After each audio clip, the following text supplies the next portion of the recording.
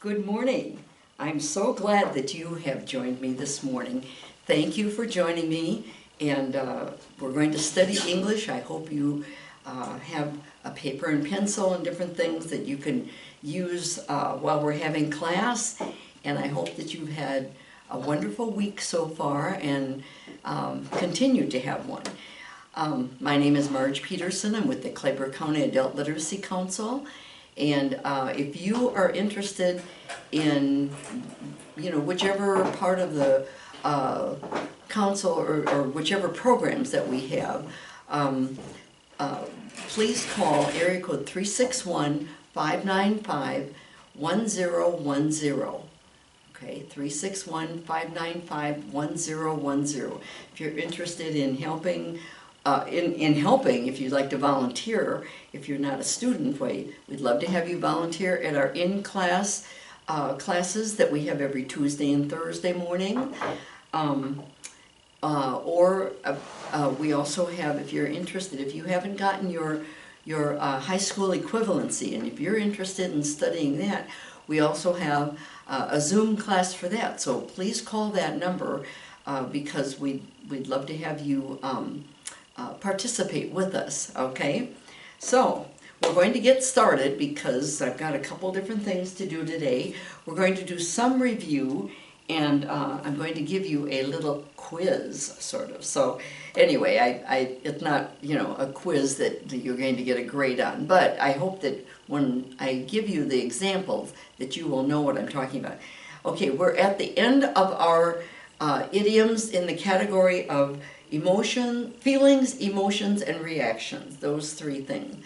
And we had 25 idioms. I'm going to quickly just go over them because I've got all 25 on these poster boards right here. To run out of steam, I hope you remember what that is, to lose energy. Deep down, how you are on the inside. To get worked up. We have 3 of them that are similar. To get worked up, bent out of shape, and let's see, what's the other one? To tear your hair out. All of those, it's not like you change your life, but if you're upset about something, you might use any of those. Get worked up. Keep a stiff upper lip when you don't want to let everybody know your emotions, and you try to not cry or show your emotion. To look on the bright side is to be optimistic, to see the good of something.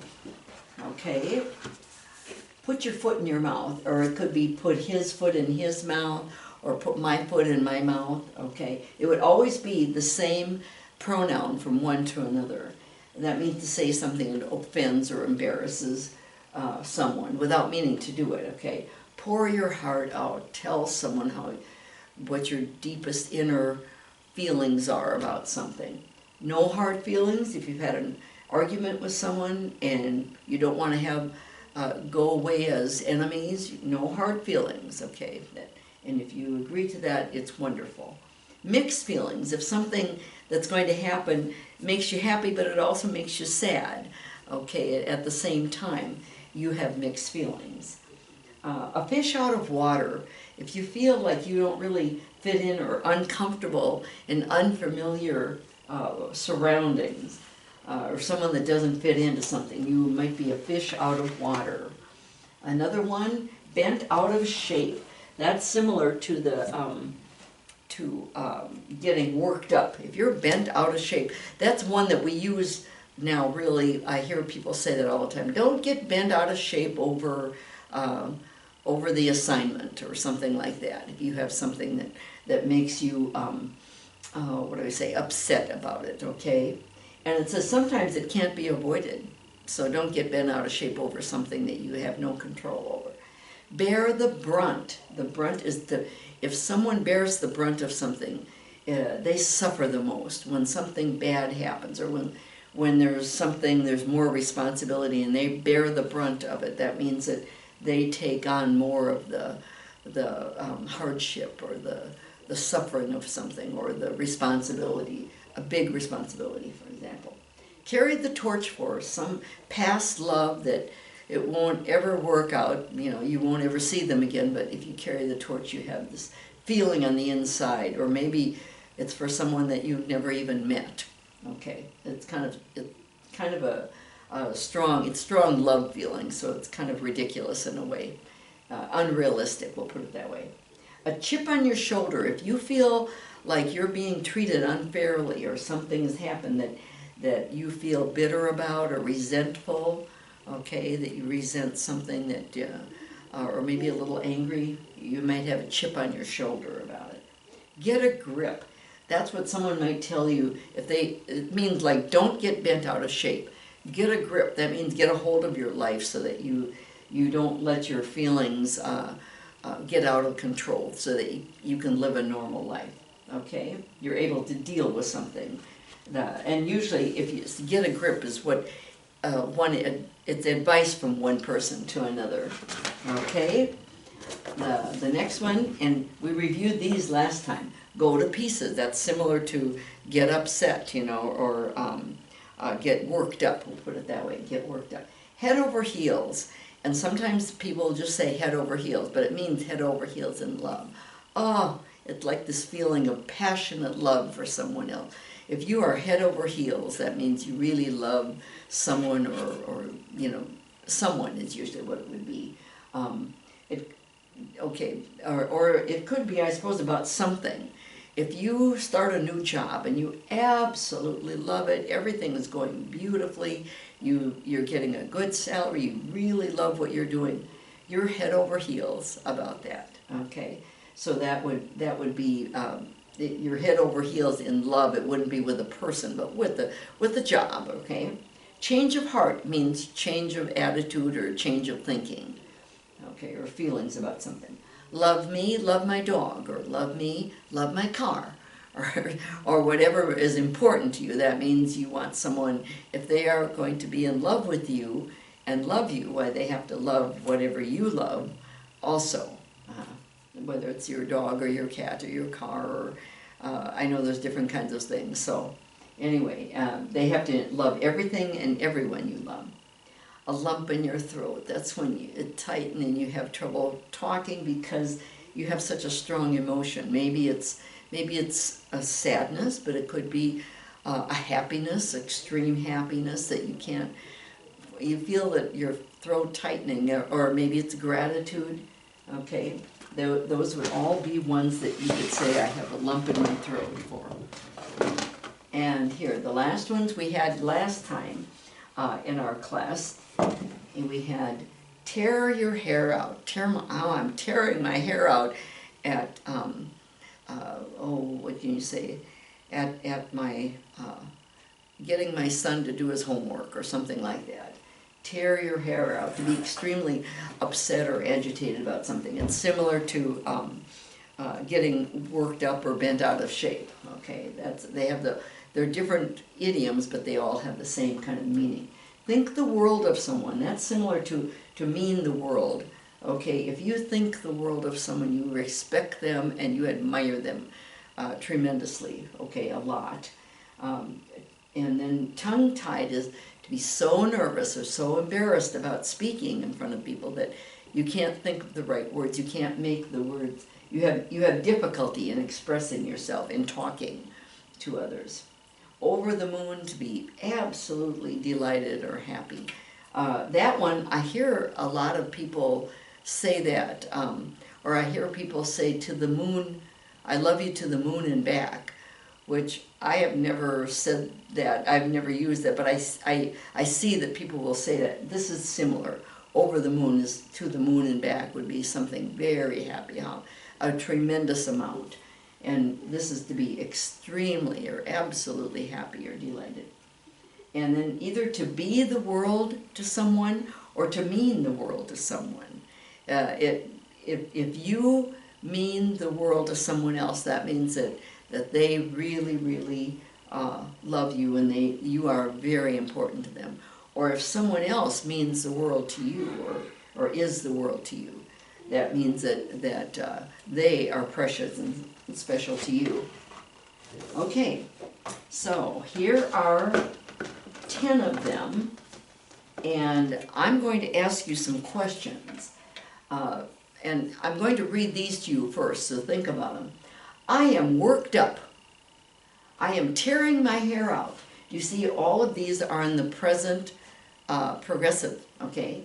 Something's happened. I am bent out of shape. You're saying what it is right now in the present, okay? A chip on your shoulder, that's something. Looking on the bright side. I'm going to give you questions, and I want you to, these are going to be choices that you can use, any of those. Tongue-tied. Mean the world to me.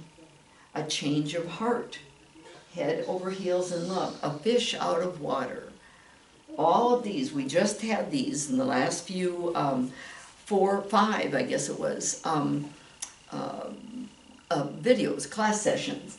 So, what I'm going to do is I'm going to give you, I'm going to read it to you, so listen carefully. I'll read it a couple of times. And I want you to think, to see which would be the best answer. Okay, and afterwards, after the second time, I'll put the number up here.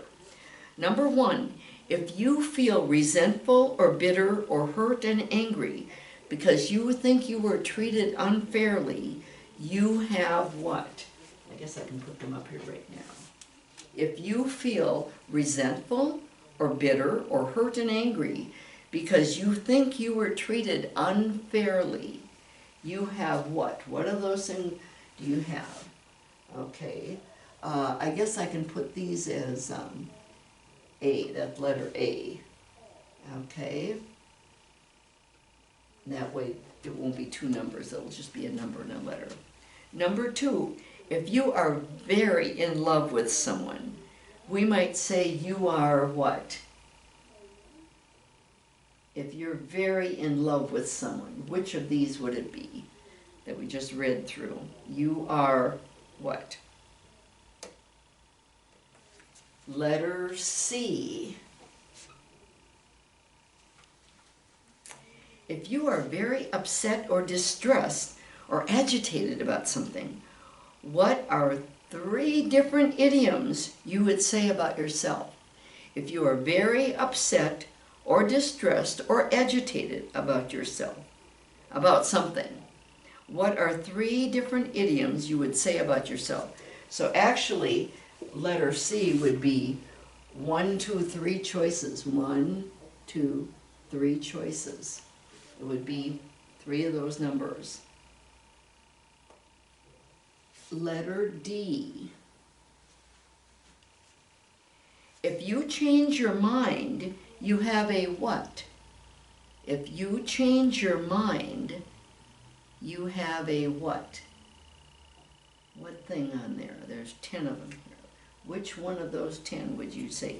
If you change your mind, you have a what? Okay, letter E.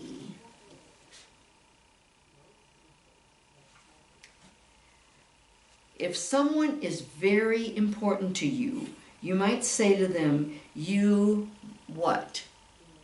If someone is very important to you, you might say to them, you, what might you say to them? If someone is very important to you, you might say to them, you what? Okay, letter E, letter F.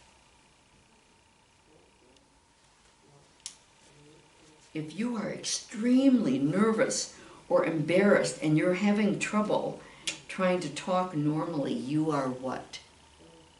If you're very extremely nervous or embarrassed and you have trouble trying to talk normally, you are what?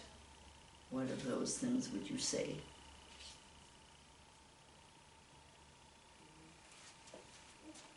Okay, letter G.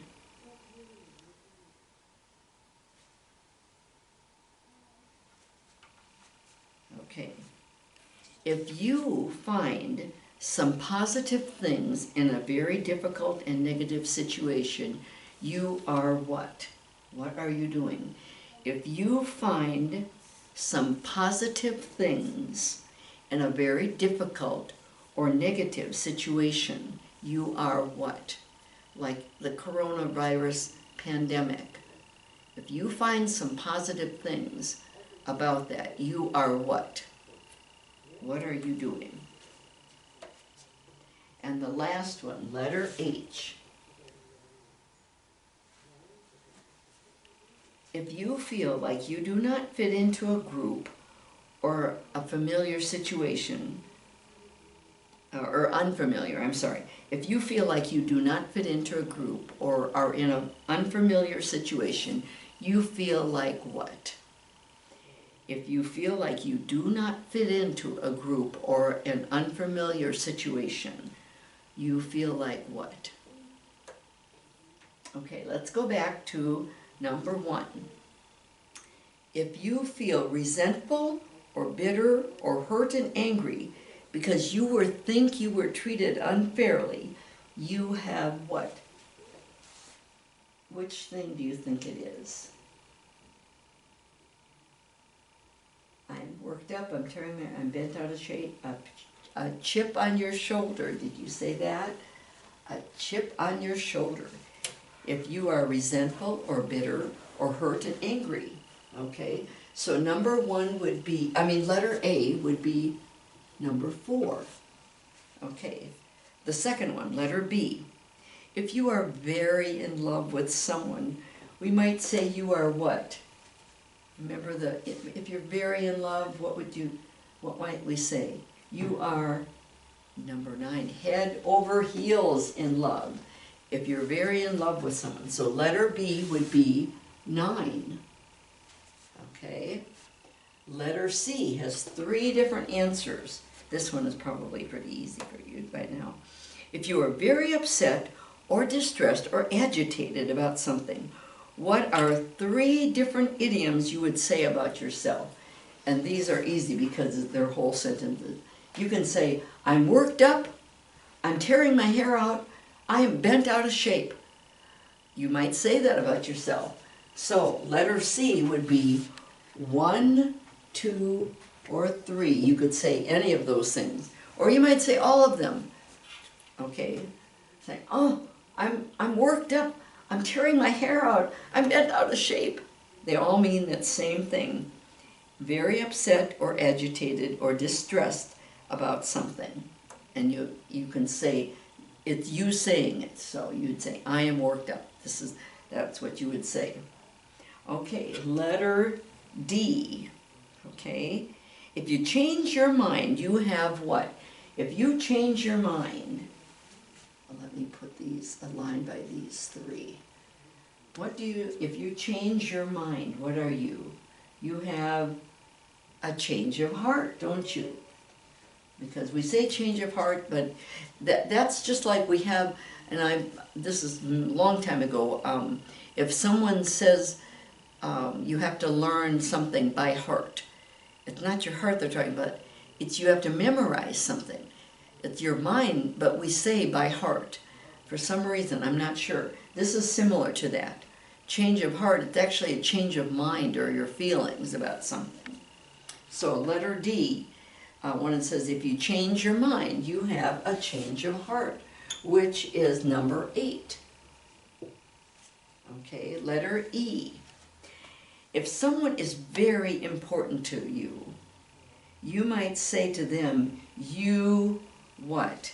If they're very important, you mean the world to me. Yes, number 7.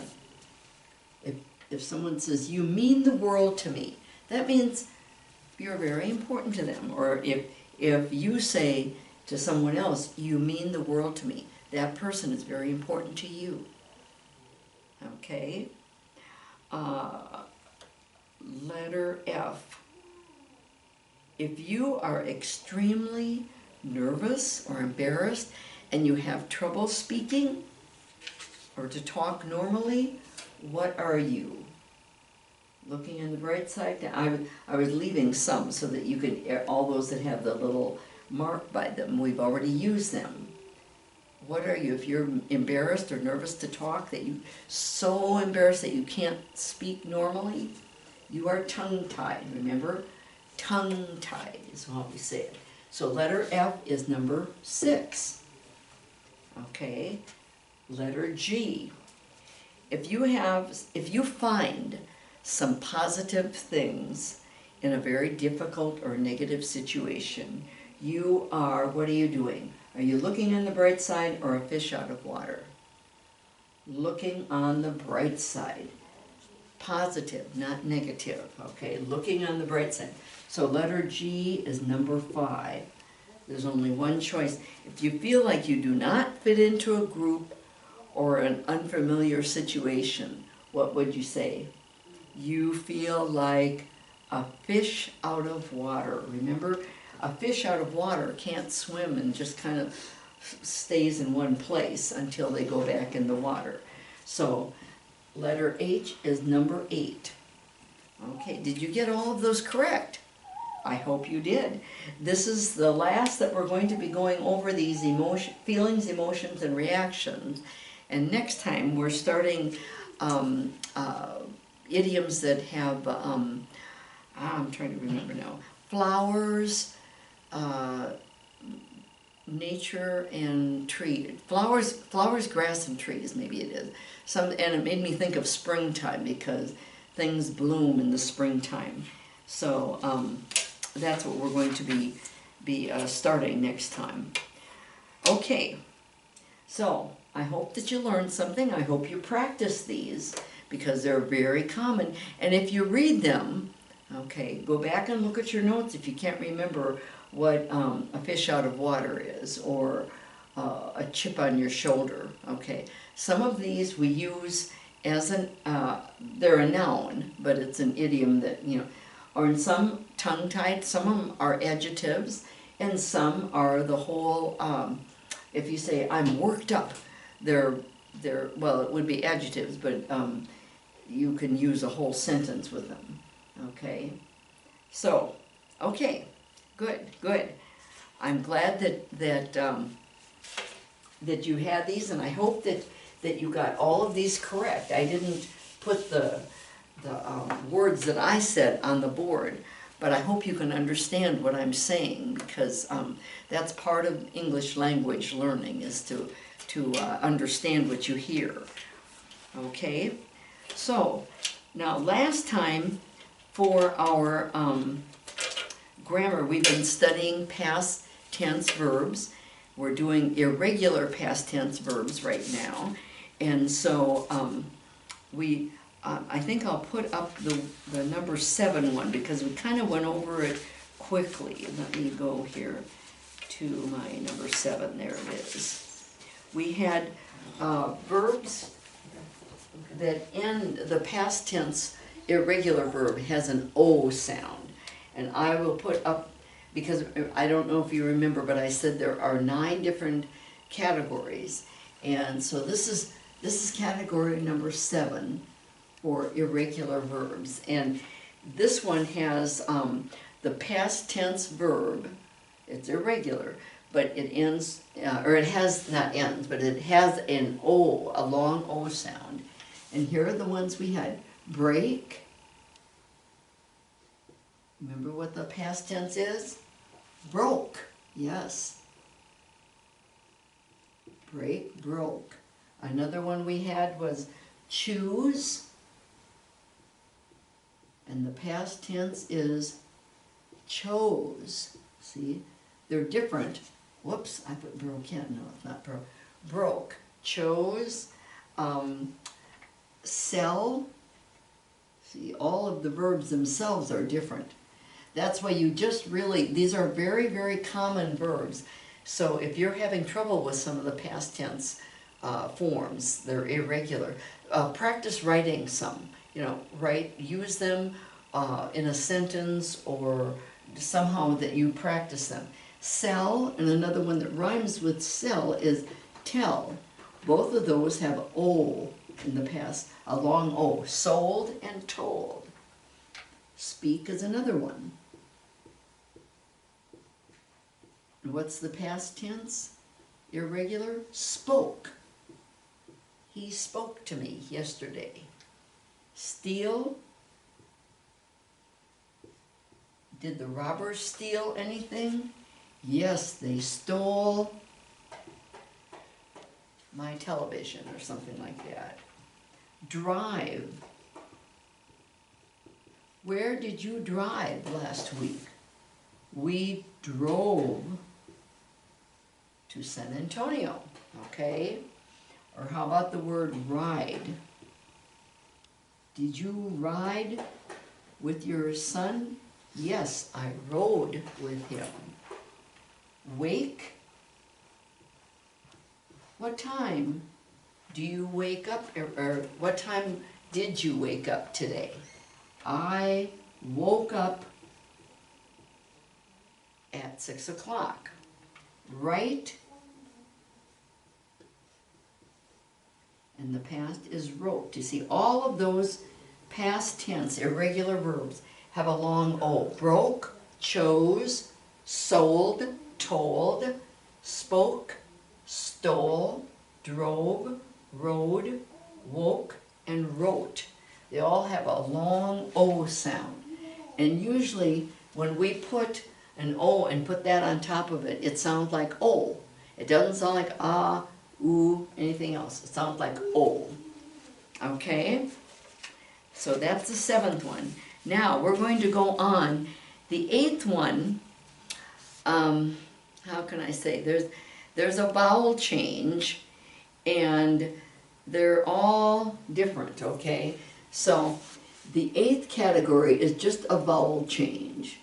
I guess I can put vowel change on the side here, because they all do something different.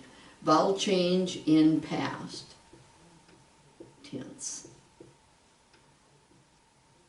Okay, which some of them, these all change a little bit more. Ride, drive, wake, and roll. There is a vowel change in those too, for just one vowel change. But since they have the long O sound, they were putting these into categories, the writers of the grammar book I'm using. So, there's a vowel change, but these are just really random in a way. Well, no, let's see. Yeah. There's a vowel change in the past tense, yeah. And they're different, okay, and they're, these don't all have a vowel change. All of these have a vowel change, okay. I'm going to put the words up here. Become, and then just the word come.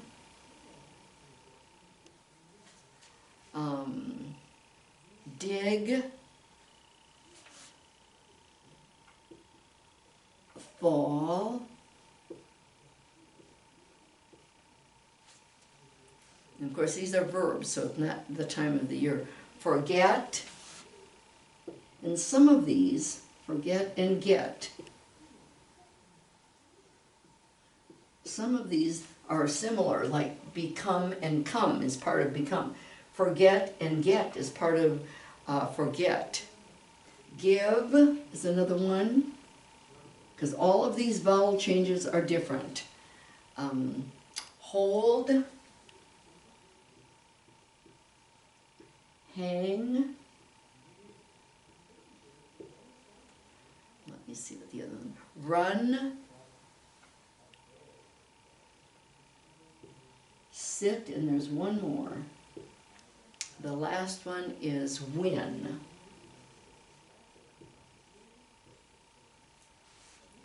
Okay, and this is kind of a, what do I say? All of these vowel changes are different.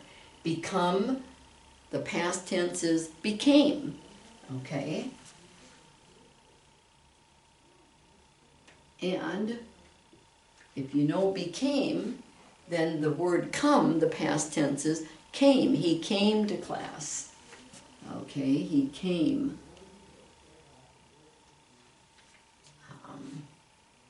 Dig, the past tense is not digged, dug, dug. I'm kind of going together here a little bit. Fall, did you fall down? Yes, I fell on the ground, okay? Now let me put this out a little bit more over there. Did you forget his birthday? Yes, I forgot his birthday. Forgot. So then get. Did you get Easter candy? Yes, I got Easter candy. Okay. Give. The past is gave. We gave them our book. Hold. The past is, do you know? Held. Did you hold the baby? Yes, I held the baby. Hang, let me put it a little bit higher. Hang, did he hang up his jacket? Yes, he hung. Hung, not hanged. It's hung, he hung. Hang, hung. Run, did they run in the yard? Yes, they ran. Did you sit through the concert? Yes, I sat. Did he win first place? Yes, he won first place. See, all of these vowels are different, but all of them, there's just a vowel change. They don't change like from tell to told. They don't change other letters, you know, or speak to spoke. You change, it has a K sound at the end and a K sound at the end, but it's different, you change it. These, it's spelled exactly the same with the vowel change. Okay, so become, because, become, becomes, became. I won't say that. Become is became in the past tense. Come is came. Dig is dug. Fall is fell. Forget, forgot. Get, got. Give, gave. Hold, held. Hang, hung. Run, ran. Sit, sat. Win, won. Those are all, you make a vowel change, and that's all you do is change the vowel. The rest of the letters stay the same. It's just that it's kind of miscellaneous, because sometimes it's an O to an A, or an I to a U, or an E to an O to an E, A to an U. They're all different. So it seems like it's more miscellaneous, but the only thing that changes is that vowel. Okay, so, and also, one thing I thought of when I was asking some of those questions, if you are asking a question with a past tense, you don't say, you only use the past tense in the helping verb. If I say the word, if I say the sentence, did you, or I'll say did he, what I said at the end here. Did he win first place? Now, this is a very common problem because you only use the past tense in one place. I've used it right here. Did he win first place? So you're asking a question about in the past. If you want present, then you say, does he win first place? We don't usually say that sort of thing. Or does he run every day? If you can do that. Or you can say, if you ask it in the past tense, you say, did he run? Because if you say, does he run, you're talking about usual. But you said, did he run last week? You're asking about the past. But you don't say, did he ran last week? Because that's two different. If I say, did he won, then I'm using past here and past there. And we don't do that. Okay? If you're asking a question, you use the past tense in the helping verb. Did he speak to his teacher? Yes, he spoke to his teacher. You wouldn't say, did he spoke to his teacher? That's a common problem because I think in some languages, everything would be in the past. Not in English, okay? You'd use only one time do you use the past tense verb. And here, you're using it in the helping, okay? So that if you're asking a past, did he win first place? You're asking about something that happened before now. Did he win first place? You wouldn't say, did he won first place? No, we don't do that. You only use the past tense one time. So you use it in the helping verb, in a question. That's a very, very important standard rule in English language in past tense. So I hope that you will practice that also, because sometimes people get nervous, maybe they get a little tongue-tied because they're going to ask a question in front of everybody or something like that. But you want to use, for the question, now remember we're talking about question, if you say, yes, he won first place, if it's a positive, if it's not a question, then you can say he won first place. Or if he didn't, you would say he did not win, because you wouldn't say he did not won first place. No, because you're already using it in the helping. He did not, whether it's a question or in the negative. He did not win first place. Okay, let me put the other way that we do it. He did, because here's your past right there. He did not win first place. That's something that I would like you to practice, because it's a common problem. Okay, if you're having trouble with it, don't worry, but don't get bent out of shape. Okay, just practice it some more, because the more that you practice, the more likely or usual it becomes to you. So, okay, I hope that you learned something, that you benefited from this lesson. Practice your past tense verbs, irregular verbs, and practice both the question, so you use the helping verb in the past tense, and the negative, use the helping verb in the past tense. Okay? I will see you next time. Have a wonderful weekend, and practice your English. Thank you for joining me. I'll see you next time. Bye.